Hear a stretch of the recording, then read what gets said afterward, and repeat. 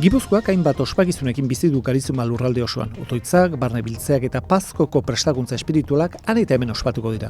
Parrokiek liturgia ekitaldi ezberdinak antolatuko dituzte Kristau elkarteari sakontasunez eta fedez bizitzera gonbidatuz.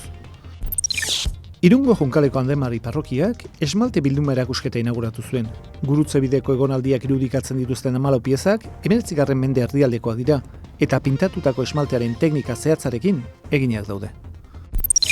Pazko vigilian, kristau sartze osoa, bataioa, sendotza eta jaunartzea jasoko duten persona helduak bildu ziren Elizbarrutiko seminarioan ospaturiko topaketan. Baita Mendekoste egunean, sendotzaren sakramentua jasoko duten personak ere. Igande honetan, martxoak 16, Elizbarrutietako misioen kanpaina ospatuko da. Misioa, eginbidea eta itxaropena goiburupean. Ekimenaren inguruko informazio osoa, gotzainaren eskutitza barne, elizagipuzkoa.org helbidean topatuko duzu.